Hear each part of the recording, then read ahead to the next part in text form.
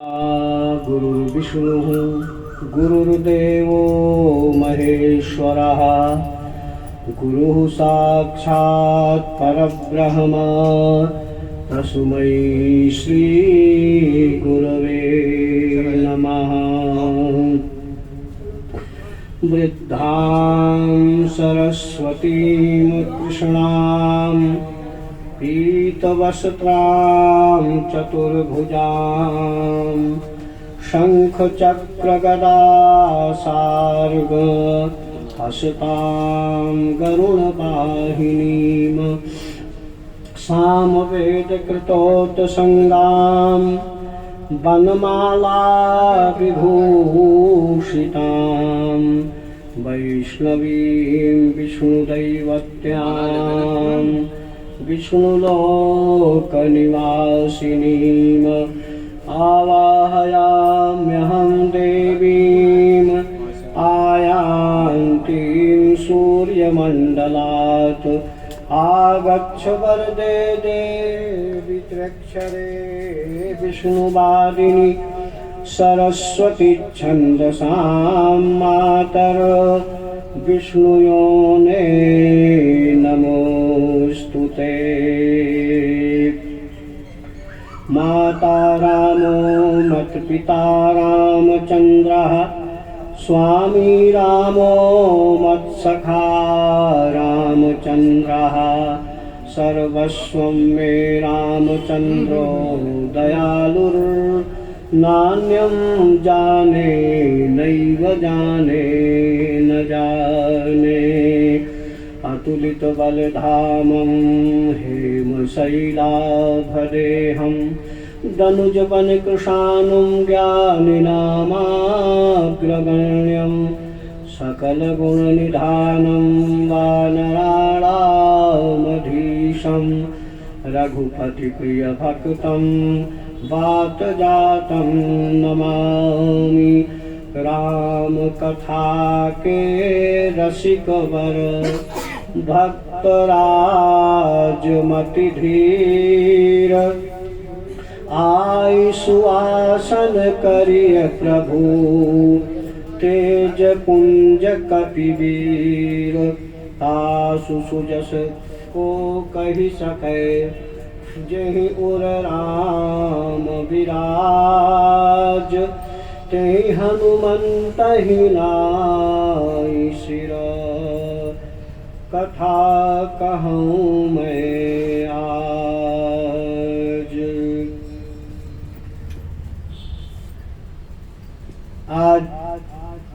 बड़े सौभाग्य का विषय है कि इस श्री संकट मोचन मंदिर स्वरूप रानी नेहरू चिकित्सालय परिसर में चल रहे 14 वर्षीय अखंड श्री रामचरितमानस महायज्ञ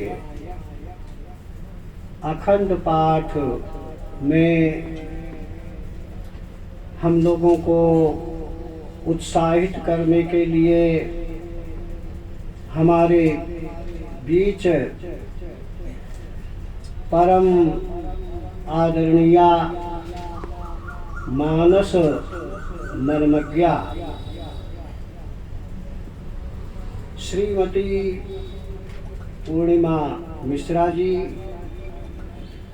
जो भगवान की अतिशय कृपा से सहायक महानिरीक्षक निबंधन पद को अलंकृत कर रही हैं। ऐसी परम विदुषी केवल मानस क्षेत्र में ही नहीं अन्य विविध क्षेत्रों में ज्ञानार्जन करने वाली समाज को प्रेरणा देने वाली हैं। आज हमारे मध्य में श्री रामचरित मानस पंचम सोपान सुंदर कांड जिसका नाम ही सुंदर है, ऐसे सुंदर कांड से हम लोगों को ज्ञान प्रदान करेंगी। इस महा यज्ञ की निर्विघ्न परिपूर्णता हेतु आप हमेशा आर्थिक सहयोग भी करते रहते हैं। ये ऐसे लोगों की ही कृपा से यह इतना विशाल यज्ञ चल रहा है। तो आइए हम आदरणीय मिश्रा जी से निवेदन करें कि वो इस महायज्ञ में अपने वचनों द्वारा अमृत वर्षा करें। श्री हनुमान जी की प्रसन्नता के लिए सुंदर कांड से बढ़कर और कोई कांड नहीं है। उसी से आप लोगों को, हम लोगों को कुछ ज्ञान आपकी कृपा से मिलने जा रहा है। बोलिए श्री हनुमान जी महाराज की जय। सर्वप्रथम गुरु वंदना करते हैं। ब्रह्मानंदम परम सुखदम केवलम ज्ञान मूर्तिम द्वंद्वातीतं गगन सदृशं तत्त्वमस्यादिलक्ष्यम् एकं नित्यं विमलचलं सर्वाधिसाक्षिभूतं भावातीतं त्रिगुणरहितं सद्गुरुं त्वं नमामि।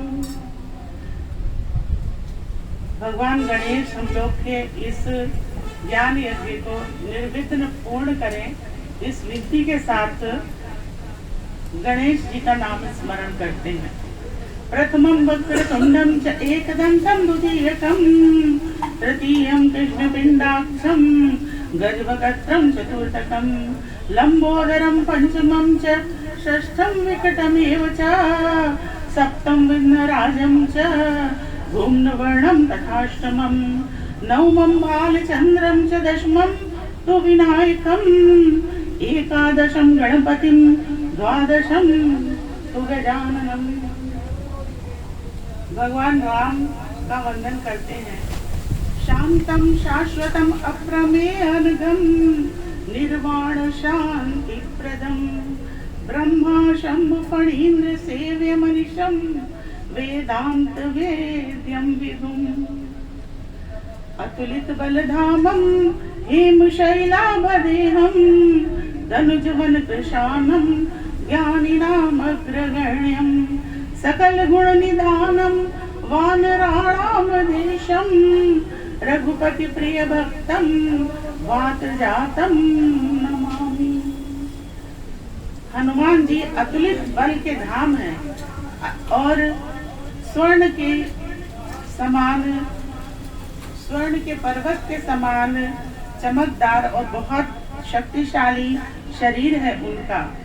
निशाचरों के वन के लिए वो अग्नि है और ज्ञानियों में अग्रगण्य है। ज्ञानी जहाँ ज्ञान वही होगा, ज्ञान जहाँ बुद्धि होती है, और जहाँ बुद्धि होगी ज्ञान होगा वहाँ वैराग्य भी होगा। तो हनुमान जी का वात जातम भी कहते हैं, वायु के पुत्र हैं। जैसे वायु एक जगह स्थिर नहीं रहती है, चलती रहती है, उसी प्रकार हनुमान जी भी चलते रहते हैं, उड़ते रहते हैं। और वैरागियों का भी यही लक्षण है, संतों का भी यही लक्षण है कि वो एक स्थान पर न टिके, अन्यथा उनको वहाँ पे मोह हो जाएगा और उनका वैराग्य नष्ट हो जाएगा। इस वजह से वायु के पुत्र भी हैं वो, और वायु की भांति चलायमान भी हैं। अतः इनको वात जातम कहते हैं। वानरों के स्वामी हैं और सकल गुणों के निधान है, अर्थात इनमें ज्ञान मार्ग, भक्ति मार्ग, कर्म मार्ग तीनों का संगम है। ज्ञान, भक्ति और कर्म तीनों का परिपाक हनुमान जी के चरित्र में देखा जाता है और राम के सबसे प्रिय भक्त हैं। ऐसे हनुमान जी को हम सभी नमन करते हैं, प्रणाम करते हैं। शत शत नमन। तुलसीदास बाबा ने रामचरितमानस में 7 कांड हैं। इसमें पंचम सोपान जो है उसका नाम सुंदर कांड है। प्रथम सोपान बाल कांड है, वो राम जी की अवस्था पर रखा गया। बाकी सोपान जो है वो स्थान पर, जिस स्थान में घटना घटित हुई उस स्थान के नाम पर उसका नामकरण किया गया। अंतिम सोपान उत्तरकांड कहा क्योंकि वो समापन सोपान था। तो प्रश्न ये उठता है कि इस कांड का नाम सुंदर क्यों रखा गया? चाहे वाल्मीकि रामायण हो, रामचरितमानस हो या और रामायण हो, हनुमान जी का चरित्र जहाँ है उस कांड का नाम सुंदर कांड ही रखा गया है। एक तो हनुमान जी का चरित्र जो है वो बड़ा निर्मल, स्वच्छ, उदार और स्वामी भक्त चरित्र है, बहुत सुंदर चरित्र है हनुमान जी का। रामायण के प्रत्येक चरित्र में, वो चाहे भगवान राम हो, सीता हो, दशरथ हो, भरत हो, सभी के चरित्र में कहीं न कहीं दाग कोई न कोई जरूर लगा। और ये दुनिया जो है, ये भवसागर जो है, इसमें कोई भी मनुष्य नहीं कह सकता कि मेरे ऊपर कोई दाग नहीं लगा। कभी न कभी कहीं न कहीं कोई न कोई आक्षेप आ ही जाता है। काजल की कोठरी है ये जग, मगर हनुमान जी का वो चरित्र है जो कि बेदाग है, उनके ऊपर कोई भी दाग नहीं है। अतः इस कांड का वो सुंदर कांड कहने का एक कारण यह भी है कि बिना दाग का कोई हनुमान जैसा ही संत हो सकता है जिस पर कि कोई आक्षेप नहीं लगा है। इस अध्याय में भगवान के प्रति शरणागति दर्शाई गई है। हनुमान जी की शरणागति है भगवान राम के प्रति। हनुमान जी का ना तो अपना कोई बल है, वह पूर्णतः भगवत भक्त है और उनके मुख में राम की मुद्रिका है, हृदय में राम अवस्थित है और राम मैं है वो पूर्णतः। उनका अपना न कोई कामना है और न वो कोई भयवश जो है शरणागति में आए हैं। केवल सात्विक भाव से वो शरणागति में है। जब हनुमान जी ने सीता से मिल के वापस आए हैं राम के पास, तो भक्त की ये पराकाष्ठा हो जाती है भक्ति की कि राम उनसे कहते हैं, प्रति उपकार करो का तोरा, सन्मुख होई न सकत मन मोरा। कि मैं आपका क्या उपकार, आपने मेरे ऊपर इतना किया है, इतना कार्य मेरा बड़ा किया सीता माता का पता लगा के, कि अपने को वो हनुमान जी के प्रति कृतार्थता व्यक्त करते हैं कि शायद अब हनुमान जी का अहंकार खुल के बाहर आए। प्रायः लोगों की थोड़ी प्रशंसा कर दीजिए तो उससे ज्यादा अपनी प्रशंसा करने में लग जाते हैं कि मैंने ऐसा कर दिया, मैंने वैसा कर दिया। मगर हनुमान जी अहंकार विहीन मनुष्य हैं, तो उन्होंने क्या किया? चरण परे प्रेमाकुल त्राहि त्राहि भगवान। वो भगवान राम के चरणों पे उन्होंने अपना मस्तक रख दिया और प्रेमातुर हो गए। तब राम जी ने उनको उठा के अपने गले से लगा लिया। तो ये हनुमान जी की पूरी सतोगुणी भक्ति है, उनकी अपनी कोई कामना नहीं है। इसी प्रकार विभीषण जी की शरणागति भी इसमें है। विभीषण की रजोगुणी शरणागति है। विभीषण जी ने मन में कछुक वासना रही, उनके मन में कहीं न कहीं लंकेश बनने की कामना थी, तो इस कामना से वह भक्ति कर रहे थे। जैसे आज बच्चे या बड़े भी, मैं पास हो जाऊं प्रसाद चढ़ाऊंगा, मेरा ये काम हो जाए प्रसाद चढ़ाऊंगा, कामना परक भक्ति है। तो ये रजोगुणी भक्ति है। दूसरी होती है जब दुख पड़ गया तब हम भक्ति करने लगे। अब ये कष्ट आ गया, बहुत बड़ी व्याधि आ गई, कोई विपत्ति आ गई, तो वो है समुद्र की शरणागति, तमोगुणी भक्ति है उसकी। जब राम जी विनय करते रहे और समुद्र ने नहीं उनकी बात मानी, तब विनय न मानत जलधि जड़, गए 3 दिन बीत, बोले राम सकोप तब, भय बिन होए न प्रीत। तब राम जी ने जब धनुष बाण तान लिया कि अब मैं इस समुद्र के जल को शोषित कर दूंगा, सुखा दूंगा, तब वो भयवश शरण में आए राम जी। तो ये तमोगुणी भक्ति है।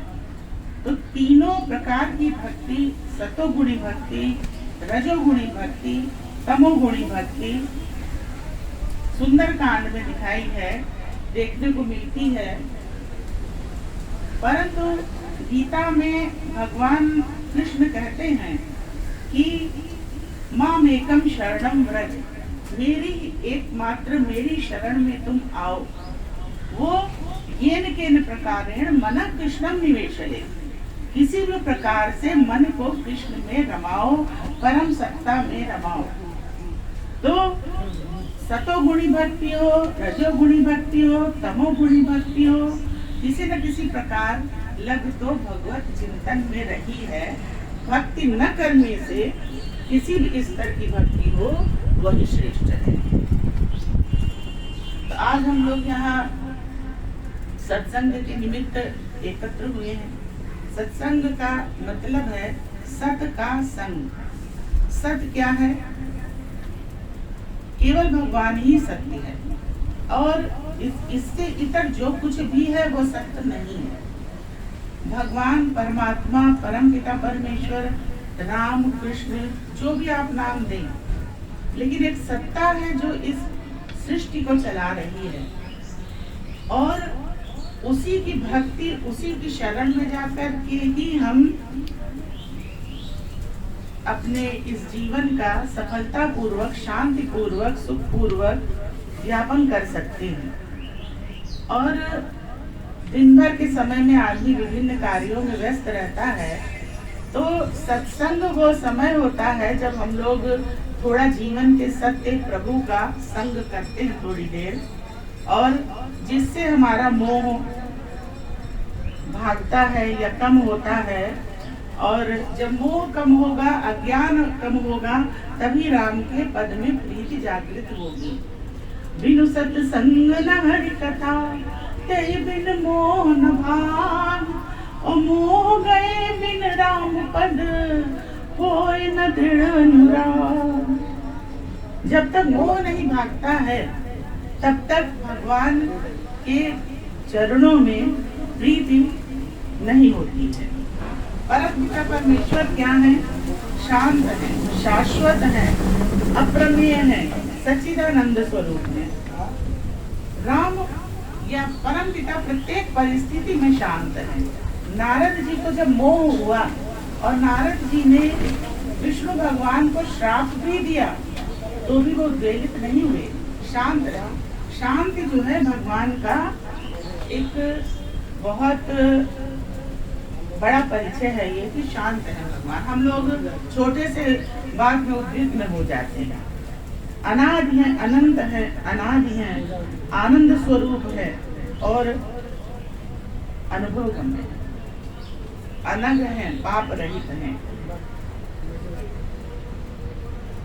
सुंदरकांड की एक सुंदरता यह भी है जो कि इसकी फलश्रुति है। संपूर्ण सुंदरकांड जो फलश्रुति है उसकी, उसी को जीता हुआ दिखाई देता है।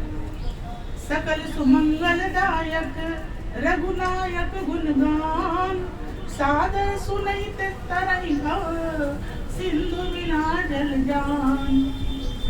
हम इस भव सागर को भगवान के चरणों का अवलंबन लेके, भगवान के नाम का अनुसरण करके, उनके गुण का गान करके, बिना किसी जलयान के इस जीवन रूपी भवसागर को पार कर सकते हैं। यह इस सुंदर कांड के अध्याय का, खंड का फलश्रुति है जो तुलसीदास बाबा ने बताई। तो यही हनुमान जी ने इसमें करके दिखाया है कि जीवन के भवसागर को हम कैसे पार कर सकते हैं। हनुमान जी के एक प्रवृत्ति ये है कि बहुत आगे आगे नहीं उछलते हैं कि मुझ में ये बल है, मैं ये करूंगा, मैं वो करूंगा। चुपचाप पीछे हनुमान जी रहते हैं कि भगवान जब समझेंगे मैं इस योग्य हूँ तो स्वयं मुझे कोई उत्तरदायित्व सौंपेंगे। कहि रीछ पति सुन हनुमाना, का चुप साधी रहा बलवाना। पवन तनय बल पवन समाना, बुद्धि विवेक विज्ञान निधाना। कवन सो काज कठिन जग माही, जो नहीं होई तात तुम पाही। राम काज लगितो अवतारा, सुनते ही भयो पर्वताकारा। राम जी ने अपने आप नहीं कहा कि मैं ये कार्य करने सीता माता का पता लगाने जाऊंगा। रीछपति ने स्वयं उनके योग्यता को परखा और कहा कि तुम ही इस काम को कर सकते हो। तो वो प्रसन्न होके पर्वत के समान उन्होंने अपने शरीर को बड़ा कर लिया और सहर्ष इस कार्य को करने का इच्छा का संवरण किया उनकी। और भगवान राम ने उनको चलते समय राम नाम लिखित मुद्रिका दी। तो राम नाम की मुद्रिका उन्होंने अपने मुंह में रखी और हृदय में उन्होंने भगवान को बसाया। उनके मुख में राम नाम मुद्रिका है और हृदय में भगवान राम है। तो हम लोग जब किसी यात्रा पे जाते हैं, अभी 1 दिन 2 दिन के लिए यहाँ से बनारस जाना हो तो विभिन्न प्रकार की तैयारियां करते हैं। कपड़े धुले जाएंगे, प्रेस होंगे, रखे जाएंगे, भाई थोड़ा नाश्ता भी रख लिया जाए और विभिन्न प्रकार की चीजें हम लोग रखते हैं कि भाई किसी प्रकार की दिक्कत न हो। हनुमान जी तो इतना बड़ा समुद्र लांघ के लंका जा रहे थे, निशाचरों की नगरी में, और सीता माता जो कि शांति स्वरूप है, भक्ति स्वरूप है, उनका दर्शन करने जा रहे थे, उनका पता लगाने जा रहे थे।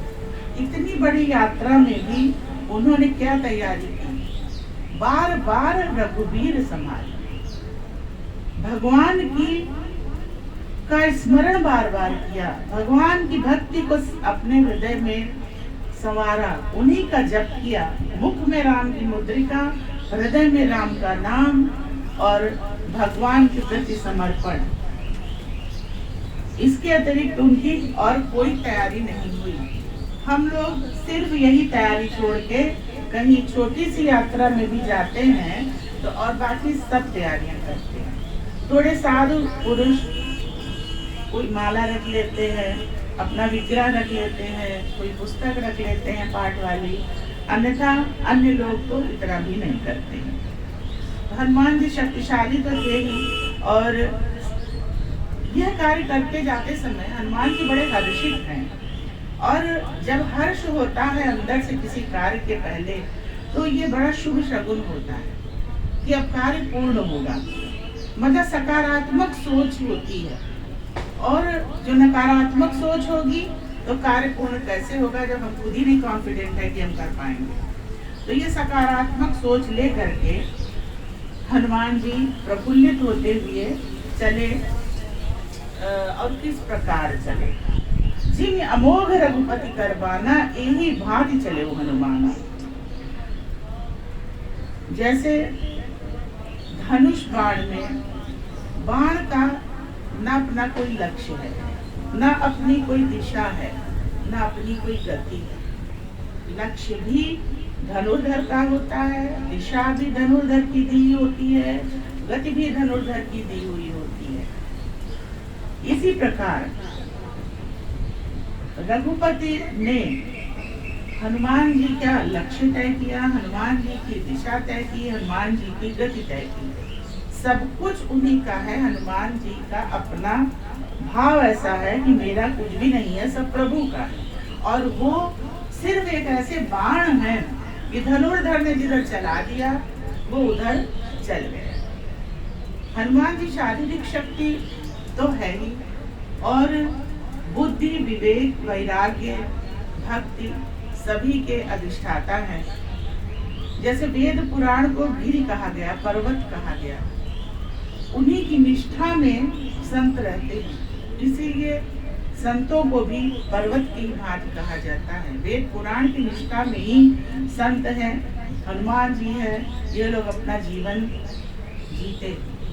अक्सर आप देखिए हनुमान जी ने जो कुछ भी देखा अक्सर पहाड़ पे चढ़ के देखा, तो यहाँ भाव पहाड़ भी है और वेद पुराण की शरण भी है, भगवत भक्ति भी है।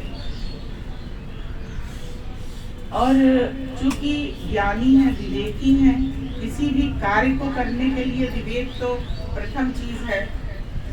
तो जब भी कोई बड़ा कार्य करने चलिए तो बहुत प्रकार के विघ्न आते हैं, परिवार की तरफ से भी आते हैं, बाहर की तरफ व्यक्तियों की ओर से भी आते हैं, और विभिन्न प्रकार के विभिन्न भगवान भी करते हैं, परीक्षा लेते हैं। आप एक छोटा सा कर लीजिए अनुष्ठान की मैं 100 माला पूरी करूंगा, उसमें भी विघ्न आएंगे। ये तो खैर बहुत बड़ा काम था।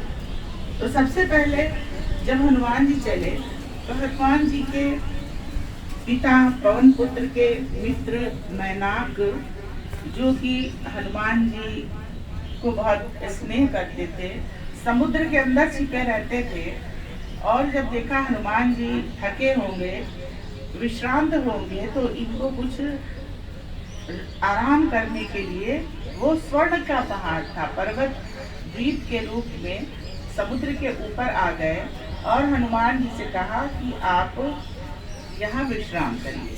स्वर्ण का मतलब, स्वर्ण से ये तात्पर्य है कि समस्त ऐश्वर्य, वैभव, अच्छे अच्छे फलदार वृक्ष, आराम करने का स्थान, सभी कुछ वहाँ पर मौजूद था। लेकिन जब बड़े कुछ इस कोई चीज को आपको देते हैं, कुछ कहते हैं, तो उसको इस तरीके से सीधे मना भी नहीं किया जा सकता। लेकिन हनुमान जी अगर उसमें आराम करते तो उनका जो लक्ष्य था वो न प्राप्त कर पाते। जब कोई लक्ष्य लेके चले हैं जीवन में तो बीच में भटकाव नहीं होना चाहिए। लक्ष्य है तो लक्ष्य तक जाना है। तो उन्होंने मैनाक पर्वत को स्पर्श किया, प्रणाम किया और आगे बढ़ गए, विश्राम नहीं किया। तो उन्होंने सम्मान भी किया बड़े का और अपना लक्ष्य प्राप्ति का जो कार्य था वो भी पूर्ण करने की दिशा में अग्रसर रहे। सीता माता का पता लगाने, भक्ति का पता लगाने हनुमान जी जा रहे हैं और प्रभु के निर्देश पे जा रहे हैं। हम भी जब इस जीवन में हम लोग जो भवसागर को, जीवन जो है हम लोग जो जी रहे हैं ये भी भवसागर ही है। इसको हम भी भक्ति के ही सहारे, भगवान का आश्रय लेकर ही शांति से प्राप्त कर सकते हैं। बहुत सांसारिकता में उलझ के सिर्फ तनाव, कष्ट ही प्राप्त होगा। और जैसे जैसे साधना बढ़ेगी, साधना सही दिशा में जा रही है, गलत दिशा में जा रही है, ये कैसे जानेंगे? जैसे जैसे साधना अगर सही दिशा में जा रही है तो वैराग्य जागृत होगा, और सही दिशा में नहीं जा रही है तो भोग की प्रवृत्ति जागृत होगी। तो आप स्वयं अपना निर्णय कर ले कि साधना मेरी ठीक जा रही है या गलत जा रही है। इसके बाद हनुमान जी की परीक्षा लेने के लिए सुरसा नाम की नाग देवताओं की माता आई और उन्होंने कहा मैं तुम्हारे बल और बुद्धि की परीक्षा मतलब लूंगी। तो हनुमान जी का ये विवेक था कि मैनाक पर्वत को प्रणाम किया, सुरसा को माता कहा, और जैसे जैसे सुरसा ने अपना बदन बढ़ाया, मुंह खोला, ये उससे भी दुगने हो गए। जैसे जैसे सुरसा बदन बढ़ावा, ताज गुण कपि रूप दिखावा, सत जोजन तहि आनन कीना, अति लघु रूप पवन सुख लीना। और जब 7 जोजन का बड़ा मुख सुरसा ने खोला तो वो बहुत ही लघु बन गए, छोटे बन गए, और उनके मुख के अंदर जाके जल्दी से बाहर निकल आए, सुरसा जान नहीं पाई।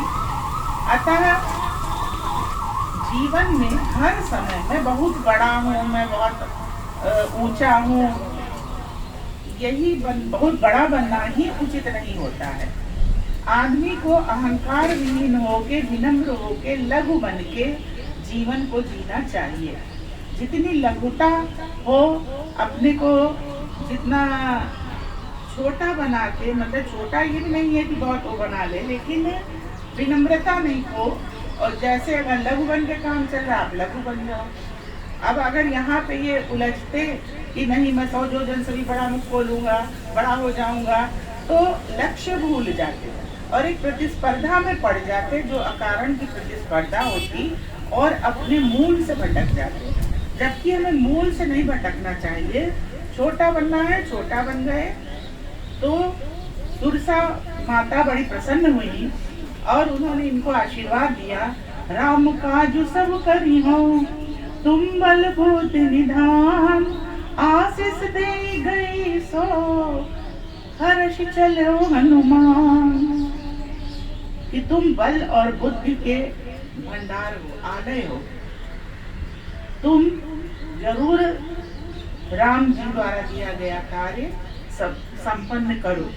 तो यह व्यवधान देवताओं ने राम जी, अरे हनुमान जी की परीक्षा लेने के लिए भेजा। इसके बाद में निश्चर एक सिंधु महरही, करि माया नभ के खग गहई, जीव जंतु जे गगन उड़ाही, जल बिलो की तिनके पर छाई।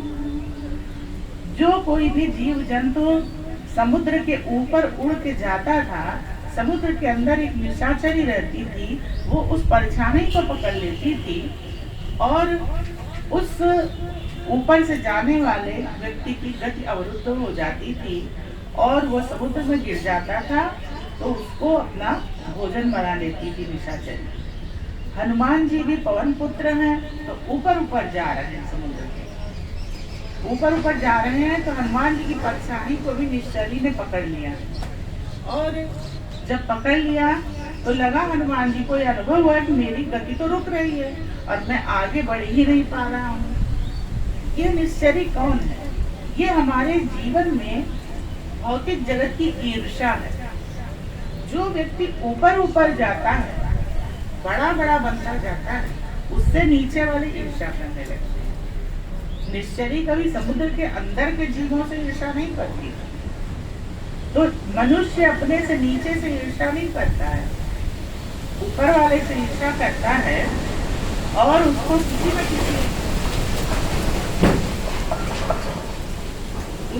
न किसी प्रकार से नीचे घसीटना चाहता है। तो हनुमान जी ने इस बात को परख लिया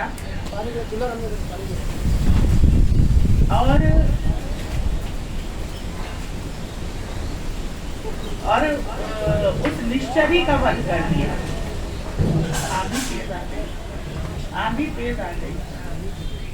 अच्छा,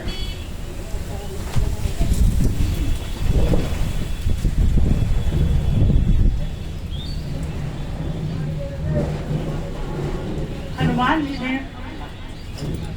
यह व्यवधान को परख लिया कि यह निश्चरी है और सिर्फ कार्य में व्यवधान डालने के लिए आई है। और इस प्रकार हनुमान जी ने उस निश्चरी का वध कर दिया। ताई मारी मारुत सदु वीरा, बारिधि पार गयो मदरी। उसको मार करके धीरमती हनुमान जी बारिधि के समुद्र के पार चले गए। अब वहां से उन्होंने लंका का दर्शन किया कि लंका कैसी है। वहाँ विभिन्न प्रकार के फल फूल हैं, खग मृग हैं, बड़े बड़े पर्वत भी हैं और चमकदार स्वर्ण की लंका थी। तो बहुत ऐश्वर्यशाली है लंका। उन्होंने जो देखा ऊपर से, मणियों से जड़े हुए परकोटे हैं, सुंदर सुंदर घर हैं, चौराहे हैं, मार्ग हैं और विभिन्न प्रकार के बाग, फल फूल, पशु पक्षी, बड़े बड़े लंबे चौड़े पहलवान, सुंदर नारियां, सभी कुछ है वहाँ। लेकिन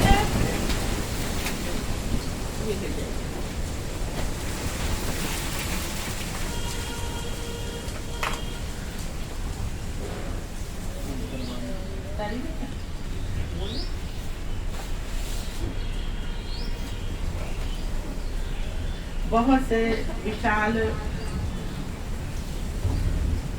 तड़ाग, वाटिका, उपवन सभी कुछ हैं। और इनको उन्होंने देखा तो हनुमान जी समुद्र पार कर गए।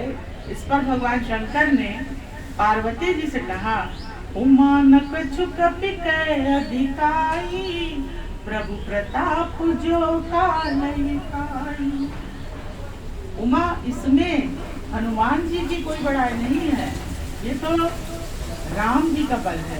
राम जी ने उनका स्पर्श किया, राम जी ने उनको शक्ति दी, और राम जी की ही शक्ति की वजह से हनुमान जी ने समुद्र पार करके और लंका के पहुंच गए, लंका के पास पर्वत पे। और अब वो विचार करते हैं कि अंदर कैसे जाया जाए लंका के। उर रखवारे देख बहु कपि मन कीन विचार, अति लग रूप डरो निसी नगर करो पैसारी। तो हनुमान जी ने विचार किया कि यहाँ तो बहुत लंबे चौड़े, बहुत बड़े बड़े निशाचर हैं, तो मैं रात के समय यहाँ जाऊं तो कोई मुझे देख नहीं पाएगा।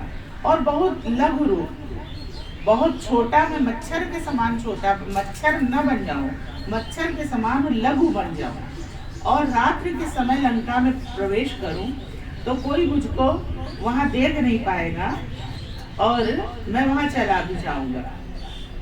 तो हनुमान जी तो सदैव कोई कार्य के पहले प्रभु का स्मरण करते थे। तो लंका में प्रवेश के पहले उन्होंने नरहरि रूप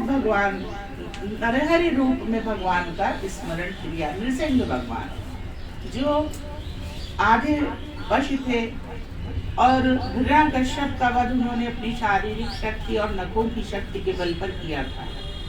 हनुमान जी भी चूंकि वानर हैं, पशुयोनि में हैं, तो उन्होंने भी बड़े बड़े राक्षसों का बाद में जो लंका में वध किया, अपने शारीरिक बल से ही किया, कोई अस्त्र शस्त्र से नहीं किया। तो उन्होंने नृसिंह रूप भगवान का स्मरण किया, पूजा किया, आराधना किया, और तब उन्होंने कहा कि मैं अब लंका में प्रवेश करूंगा। मसक समान रूप कबि धरी, लंकहि चलो सुमिर नरहरि। नाम लंकिनी एक निश्चरी, सो कह चलसि मोहि निंदरी। जानई नहीं मरमु सट मोरा, मोर आहार जहाँ लगी जोरा। मुठिका एक महाकपिहानी, रुद्र बमत धरनी धन मानी। उन संहारी उठी सोलंका, जोरी पानी कर विनय सशंका। जब राम नहीं ब्रह्म बर दीना, चलत बिरंच कहा मोहि जीना। तो लंकिनी आई और उसने वहां की सुरक्षा आप देखिए कितनी तगड़ी है कि मच्छर का समान छोटा रूप धर के रात्रि में प्रवेश कर रहे हैं, लेकिन तब भी सुरक्षा व्यवस्था इतनी कड़ी है कि उनको पकड़ लिया गया। लंकिनी ने पकड़ लिया कि प्रवेश कर रहे हैं। आज तक इतनी कड़ी सुरक्षा व्यवस्था बड़े बड़े VIPs की व्हाइट हाउस में, राष्ट्रपति अमेरिका के भी नहीं होती जितनी लंका की सुरक्षा थी। और हनुमान जी ने तुरंत परख लिया कि ये लंकिनी जो है कार्य में व्यवधान डाल रही है, लेकिन ये भी जाना कि निश्चरी के समान नहीं है, तो उसका वध नहीं किया। उसको एक मुठिका हानि, एक मुक्का मारा इतनी तेज से कि वह गिर गई जमीन पे और उसके मुंह से रुधिपमन होने लगा, खून बहने लगा। फिर वो संभाल के उठी और वो समझ गई कि हनुमान जी राम के भेजे हुए दूत हैं, और हनुमान जी की शरणागत हो गई और बोली कि ब्रह्मा जी ने जब रावण को वर दिया तो वहीं उपस्थित थी मैं, और ब्रह्मा जी ने मुझसे कहा जब कोई कपि आवे और तुमको मारे और उससे तुम बहुत कष्टित हो जाओ, विकल हो जाओ, तो समझ लेना कि अब निशाचरों का नाश हो जाएगा। वही वानर निशाचरों के नाश का प्रारंभ करेगा। तो वह प्रसन्न हो गई और बोली, तात ये मेरा बहुत बड़ा पुण्य है कि मैंने आज अपने नैनों से आपका दर्शन कर लिया। और फिर हनुमान जी और लंकिनी के बीच जो वार्तालाप हुआ, लंकिनी ने कहा, भाई संत जब मिल जाए तो उससे जो वार्ता हो वही सत्संग है। तो तात स्वर्ग अपवर्ग सुख धैर्य तो लायक अंग, तूल न ताहि सकल मिले जो सुख लव सत्संग। स्वर्ग का और मोक्ष का सुख तराजू के एक पलड़े पे रख दीजिए और एक पलड़े पे सत्संग का सुख रख दीजिए, तो स्वर्ग और मोक्ष के सुख से ज्यादा बड़ा सुख की अनुभूति सत्संग में होती है। ये लंकिनी ने अपना अनुभव बताया और हनुमान जी से कहा, प्रभु नगर की जय सब काजा, हृदय राखी कौशलपुर राजा, गरल सुधा रिपु करहि मिटाई, गोपद सिंधु अनल शीतलाई। लंका में आप प्रवेश करिए और हृदय में भगवान राम का स्मरण करिए, और जब भगवान राम का स्मरण करके कोई भी कार्य किया जाता है तो जो कठिन से कठिन कार्य होगा तो उस कर्ता के लिए विष भी अमृत के समान हो जाता है और शत्रु भी उससे मित्रता करने लगते हैं। और बड़ा समुद्र जो है वो जैसे गाय चलती है तो उसके खुर का जो निशान पड़ता है मिट्टी में, जितनी आसानी से उसको आदमी पार कर जाता है, उतनी ही आसानी से बड़े समुद्र को भी व्यक्ति पार कर जाता है। और बहुत बड़ा सुमेरु पर्वत जो है वह रजत रेणु धूल के समान हो जाता है, जिसके ऊपर राम कृपा होती है। जिसको राम जी एक बार देख लें, उसके ऊपर जिसके ऊपर राम कृपा हो जाए तो ये कठिन से कठिन परिस्थितियां भी उसके लिए सरल हो जाती है। और प्रायः संत लोग, कुछ ब्राह्मण लोग मुझे भी कई बार बताया, कठिन से कठिन कार्य को जा रहे हैं तो इस चौपाई का स्मरण करके जाइए तो कार्य में सफलता मिलती है। सामान्य जनों को भी प्रवृत्ति नगर की जय सब काजा, हृदय राखी कौशलपुर राजा, गरल सुधारी को करई मिटाई, गोपद सिंधु अनल शीतलाई। इसको स्मरण करके कार्य किया जाए तो सफलता जरूर मिलती है। अब इसके बाद में हनुमान जी लंका में प्रवेश कर गए और मंदिर मंदिर घर घर देखने लगे, सीता का पता लगाने लगे। सूक्ष्म रूप में गए थे, रात्रि के समय गए थे जिससे निशाचर उनको न देख पावे, तो उनको कहीं सीता जी नहीं दिखाई दी। अंत में वो लंकेश के भवन में गए। लंकेश वहां सो रहा था, मगर सीता जी का दर्शन, भक्ति माता का दर्शन कहीं नहीं हुआ, क्योंकि भक्ति माता तो भक्त के ही यहाँ मिलेंगी।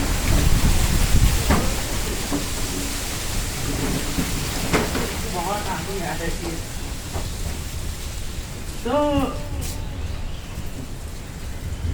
घूमते घूमते ऊपर उड़ते उड़ते हनुमान जी ने विभीषण का घर उनको दिखाई दिया, जिसपे रामायुध अंकित ग्रह शोभा बरनि न जाय, नौ तुलसी का वृंद तहा देखिय रस कपिलाय। कोई भी व्यक्ति है, कोई या उसका कोई घर है, तो किस प्रकार की उसकी रहनी है ये उसके घर की साज सज्जा देख करके ही पता चल जाता है। जैसे किसी हम लोग साधु पुरुष के यहाँ जाएं, भक्त के यहाँ जाएं, तो वहाँ आपको भगवान के फोटो दिखते हैं, तुलसी दिखती है। और किसी अधार्मिक मनुष्य के यहाँ जाएं तो दूसरे तरीके का घर का सजावट दिखती है।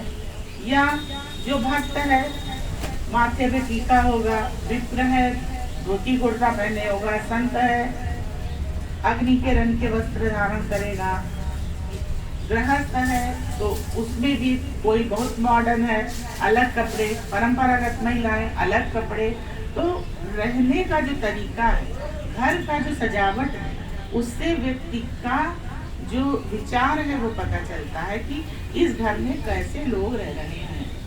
तो विभीषण चूंकि धार्मिक था तो उसके यहाँ बाहर तुलसी के वृंद लगे थे, पौधे लगे थे, और घर के बाहर अलग छोटा मंदिर बनाया हुआ था। और आयुध मतलब राम जी का धनुष बाण उसके घर के बाहर धनुष बाण का चिन्ह अंकित था। तो इससे हनुमान जी ने सोचा कि यहाँ कोई जरूर धार्मिक व्यक्ति रहता है। और लेकिन यह प्रश्न भी उठा कि वहाँ बड़े मायावी होते हैं निशाचर, तो ऐसा तो नहीं ये कोई माया हो निशाचरों की, क्योंकि यहाँ कहाँ सज्जन कर वासा, यहाँ सज्जन का वास कहाँ होगा लंका में।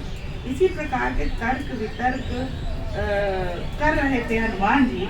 उसी समय विभीषण की निद्रा टूटी और हनुमान जी ने बाहर से सुना कि विभीषण राम राम कहते हुए जागा।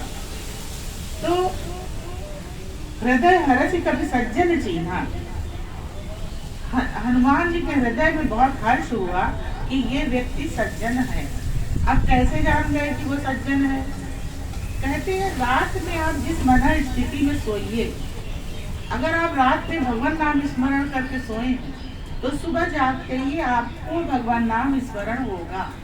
और जब आप रात में स्मरण करके सोए तो आपने अपनी रात भी संवार ली, सुबह जागते ही आपने भगवान नाम स्मरण किया, आपने अपना दिन भी संवार लिया। तो यह जागते ही राम राम कह रहा है, इसका मतलब रात्रि के समय भी भगवान नाम स्मरण किया होगा और प्रातः काल भी भगवान नाम स्मरण कर रहे होंगे। तो हनुमान जी इस निष्कर्ष पर पहुंचे कि सज्जन से, साधु पुरुष से, क्योंकि साधु पुरुष बहुत कम होते हैं वैसे भी, और वो भी लंका में, तो रेयरेस्ट ऑफ रेयर। तो उन्होंने सोचा कि साधु ते होय न कारज हानि, साधु से किसी प्रकार के कार्य की हानि तो कम से कम नहीं होगी, इसलिए इनसे हठ पूर्वक प्रयास पूर्वक मिलना चाहिए।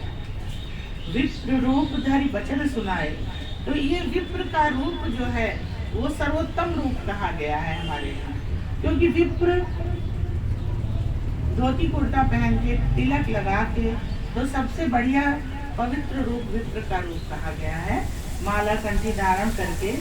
तो एक वो प्रतीक हो जाता है कि ये व्यक्ति भी भगवत शरण में रहने वाला है, भगवत प्रेमी है, भजनानंदी है। तो विप्र रूप उन्होंने धारण किया, वानर रूप में वहां वो नहीं गए। फिर हनुमान जी ने जब बुलाया होगा तब विभीषण आए और पूछा उनसे, कर प्रणाम पूछी कुशलाई, अपनी कुशलता बताइए, आप कौन हैं? तो हम लोगों से कोई आपका परिचय पूछे तो हम बताएंगे भाई हम फला है, हमारा ये नाम है, हमारा ये है। लेकिन हनुमान जी ने क्या कहा कि हनुमान जी ने राम जी की कथा सुनाई, अपनी कथा नहीं सुनाई, क्योंकि उनका कुछ अपना है ही नहीं है, अहम है ही नहीं है, उनका तो जो कुछ है प्रभु राम का है।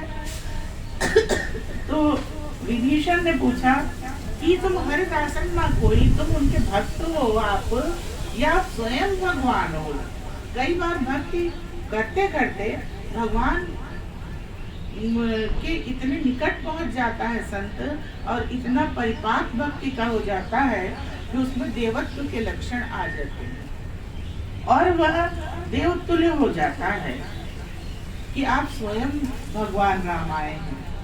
क्योंकि विभीषण ने राम जी को देखा तो नहीं, मेरी भक्ति से प्रसन्न होके आयो मोहि करण बड़ भागी, मुझे बड़ा भाग्यवान बनाने रामचंद्र जी स्वयं आ गए हैं।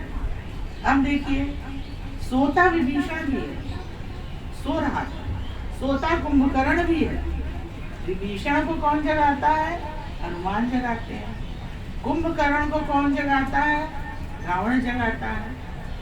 विभीषण का अंत होता है भगवान का साक्षात दर्शन और भगवान की प्राप्ति, और कुंभकर्ण का अंत होता है मृत्यु, अतताइयों की मृत्यु।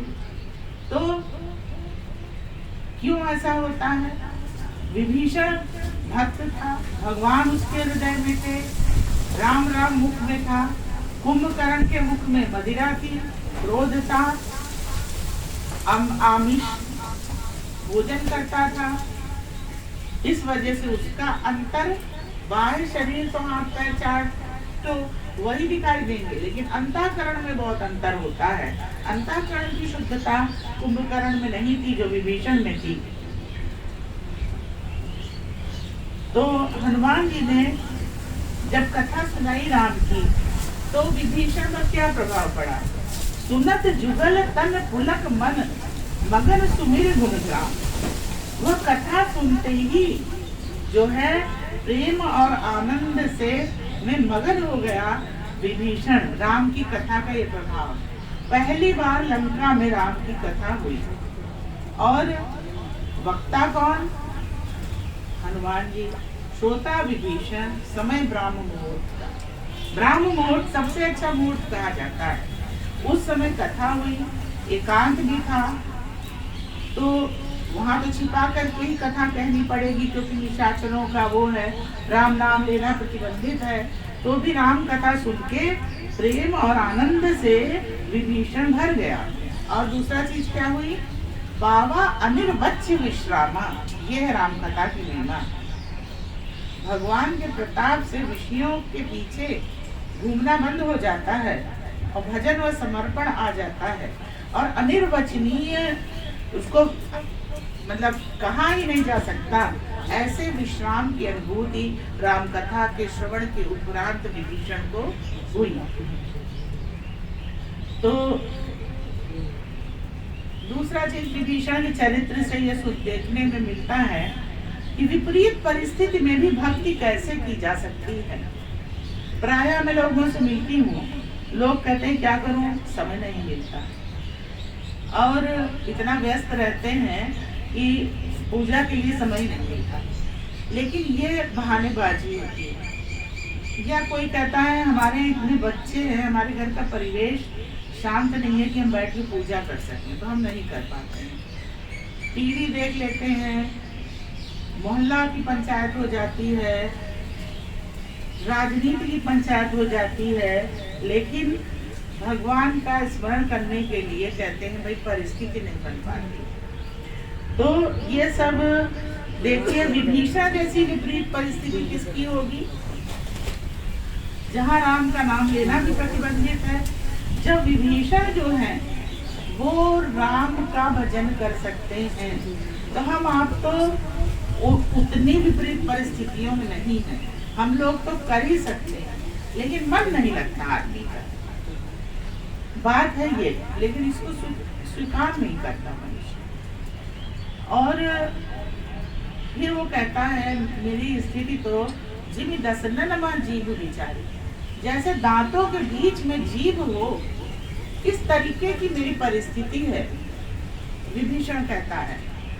तो जीभ संत की प्रतीक है, और दांत जो है वो असंत के प्रतीक है। दांत में कुछ फंस जाए तो जीभ बार बार उसको निकालती है। जैसे असंत को संत बनाने का, सन्मार्ग पे लाने का संत प्रयास करता है, लेकिन दांत को कुछ भी फंसा है नहीं फंसा है उससे कोई मतलब नहीं। इसी प्रकार जीव जो है वो इस भव सागर में कहाँ फंसा है उसको पता नहीं है। जैसे दांत में कुछ फंसा है, दांत को नहीं पता, जीव हम लोग इस भव सागर में फंसे हैं, हमको खुद ही नहीं पता है, लेकिन जीव बार बार उस फंसे को निकालती है। तो संत जो है वो जीव के समान है, और दांत जो है निशाचर है, वो जीव को भी काट लेता है कई बार निकालते समय।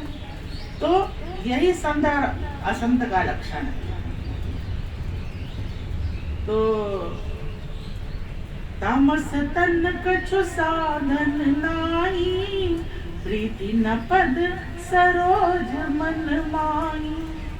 अब मोहि भरोस हनुमंता, बिनु हरि कृपा मिलई नहीं संता।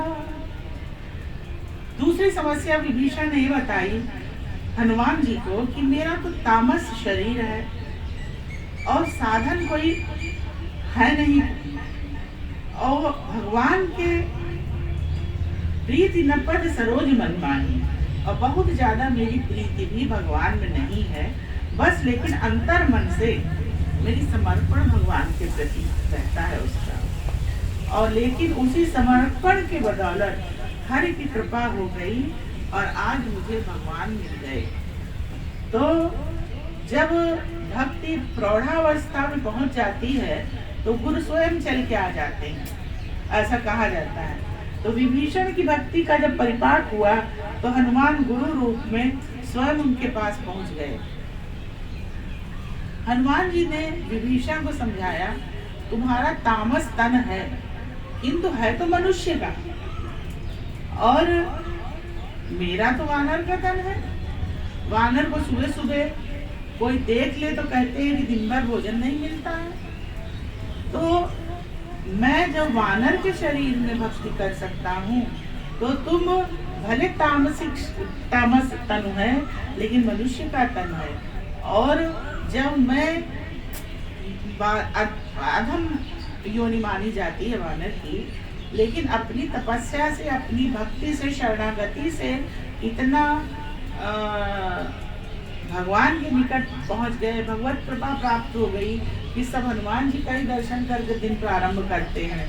तो यह भगवान की कृपा है, और वो वानर पे भी हो सकती है, निशाचर पे भी हो सकती है, मनुष्य पे भी हो सकती है। और भक्ति के लिए एकाग्रता चाहिए। अब स्वामी जी जप कर रहे हैं, एकाग्रता चाहिए। वानर तो चंचल होते हैं, वो तो एक जगह बैठ ही नहीं सकते, लेकिन उसके बाद